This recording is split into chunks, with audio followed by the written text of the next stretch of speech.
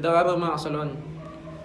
May tutorial video lang ako ng rebanding para sa mga baguhan, sa mga gustong matuto ng pagre-reband.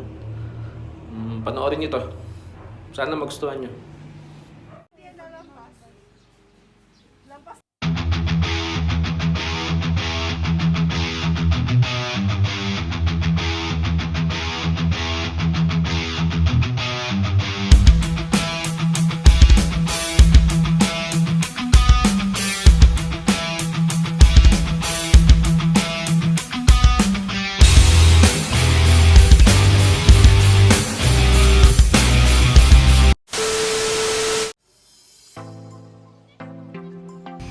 Guys, ang pag-apply sa ilalim pa rin nag-uumpisa.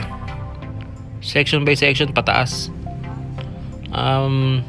Siyempre bago nyo applyan ng gamot, analyze nyo muna yung buhok nyo kung may damage o wala.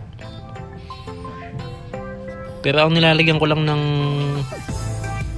pang-reband dito yung yung tumubo, yung bago. Pero yung dulo hindi ko muna nilalagyan kasi siya dry, masyadong dry, tapos may kulay pa. Inuuna ko muna yung matitibay na part.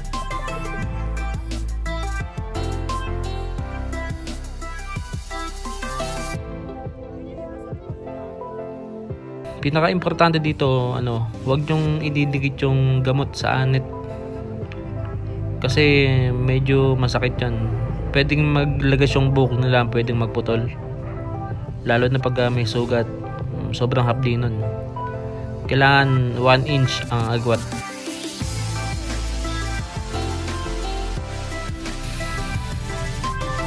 Ang gamit ko palang gamot dito is Verdun series. Good siya sa mga kulot, sa mga matitibay ang buhok. Wala naman sa brand ng gamot yan. Nasa gumagawa lang po yan. Kahit anong brand ng gamot mo, okay yun. Basta marunong kang gumawa. Hindi totoo yung sinasabi ng iba na pagmumurahin daw, nakakasira na. Hindi po ganun yun. Nasa gumagawa po talaga yan.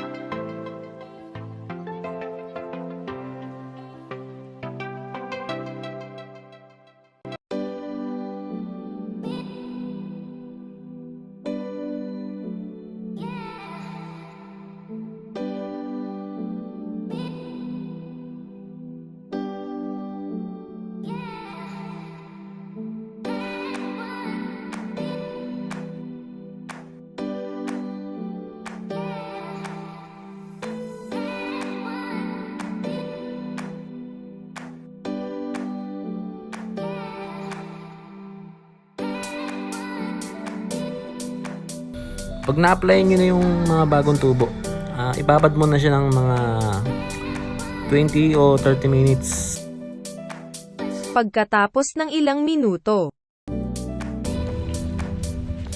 Pagkatapos ng 20 o 30 minutes, apply nyo ulit siya. Idabay nyo na yung ilalim, ibaba nyo na yung gamot. Tapos ibabad nyo ulit siya ng mga 20 minutes.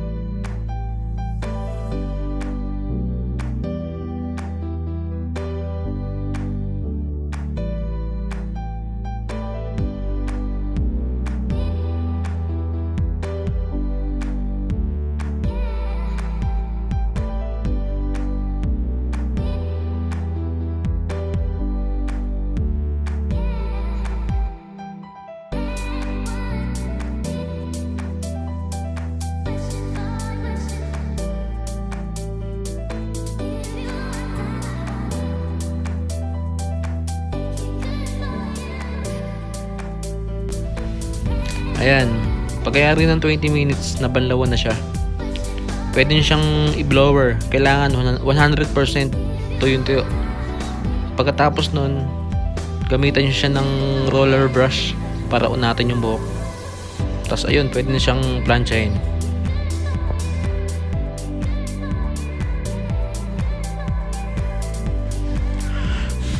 Pasensya na sa quality ng video. Nalobat kasi yung cellphone ko dyan. Kaya ibang phone yung nagamit.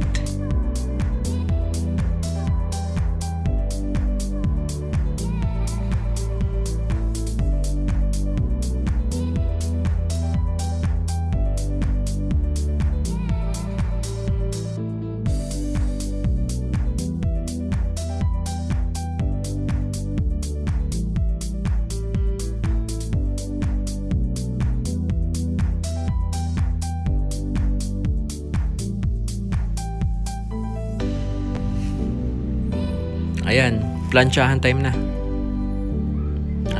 Lagi nyong tatandaan, kapag medyo matibay ang texture ng buhok, kailangan nyo ng 220 na init. 200 hanggang 220. Pag naman manipis at may mga konting damage, may mga sira, 180 lang dapat ang init ng plancha para hindi masira yung buhok. Hindi kasi advisable yung sobrang init na plancha, lalo na pag manipis yung buhok at may mga damage. Kailangan pag manipis lang, mahina lang dapat ang init ng plancha. Kasi pwede siyang manigas, pwedeng masunog, ganun. Kaya kailangan tamang init lang. Tansyahin nyo pa rin.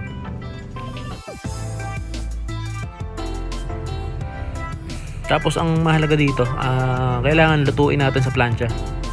Kasi yung iba kasi minsan, okay naman sa babat ng gamot. Tapos sa plancha sumasablay sa pagplancha. Kailangan maluto sa pagplancha. Iba kasi nagiging hilaw eh. Kaya pagdabanlawan may kurot pa rin. Kailangan talagang lutong-luto. Ang gamit ko palang plancha dito is Mac ang tatak niya. Maganda siyang gamitin, talagang solid. Sobra init niyan. Matagal na din siya sa akin, mga 3 years na, kaya mukhang matibay na. Para sa akin matibay.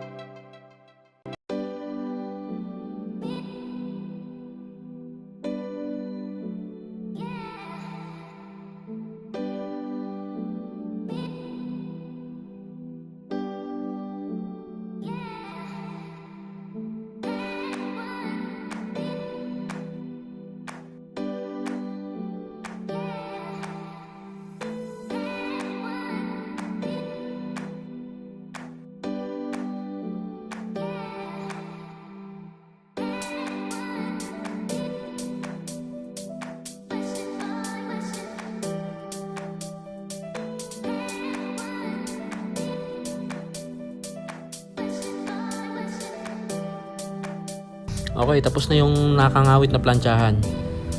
Apply naman natin siya ng number 2 na gamot.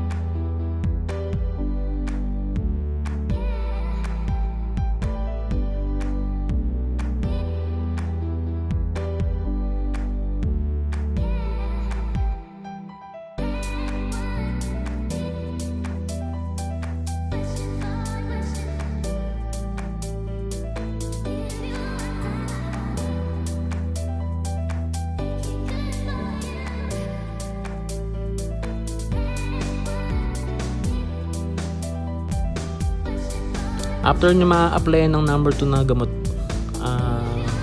ibabad nyo siya ng mga 10 minutes. 10 minutes okay na yun. Pwede na siyang banlawan. Tapos may kasama pala siyang Brazilian keratin. Isinama ko na sa video yung pag-apply. Pagkatapos mabanlawan sa number 2 na gamot, ipatuyuin ng blower. Tapos makikita nyo na yung resulta. Ito na yun. Nandito na. Dito nyo malalaman kung sablay ba o good yung gawa nyo.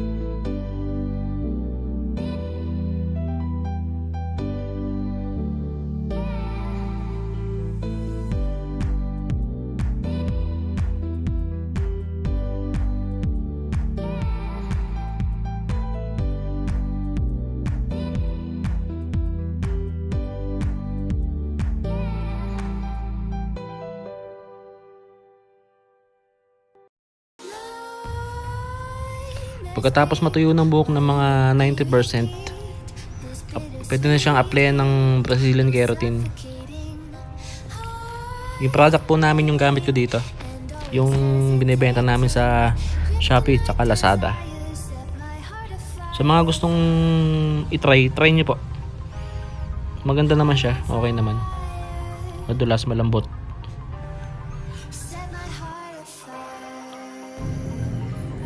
Medyo masakit nga lang sa mata.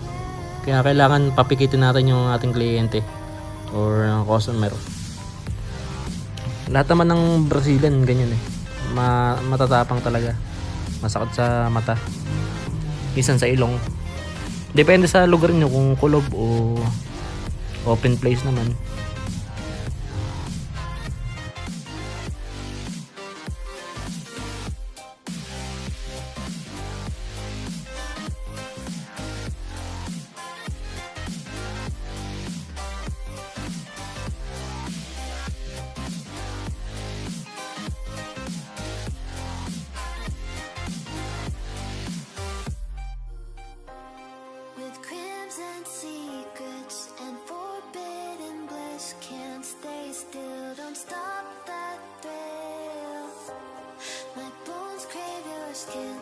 Temptation within, mistakes ignite the silence.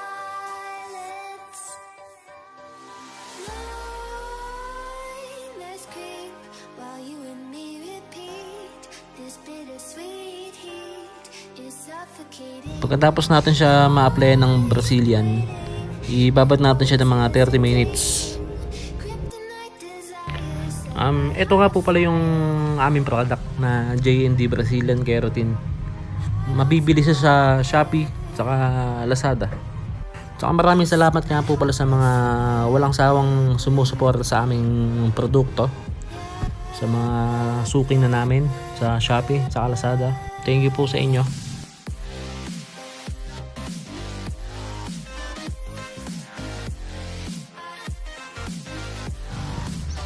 Pagkatapos po ng babad na 20 minutes sa Brazilian, patuyuin muna natin siya ng mga i-blower muna natin siya ng mga 90%. Pagkatapos ma-blower ng 90%, saka natin igamitan ng roller brush para talagang 100% matuyo.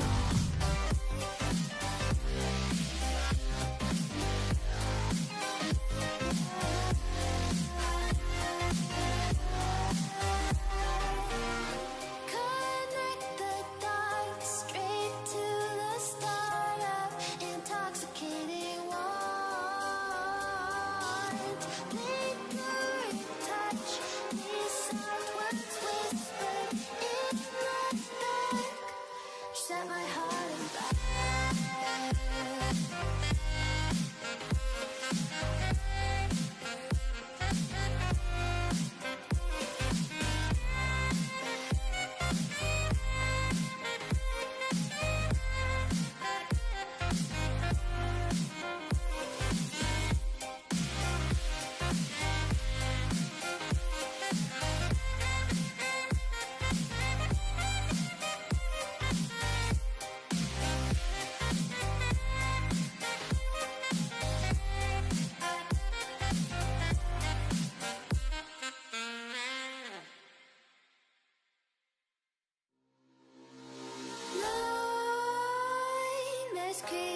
while you and me repeat. This bittersweet heat is suffocating. I'm waiting and always hesitating. Kryptonite desires set my heart afire. Heart on fire. Set my heart afire. Pagkatapos po natin kunatin sa roller brush, plansyahin naman natin. Mga 200 lang po dapat ang init ng ating plancha para hindi masira yung buhok.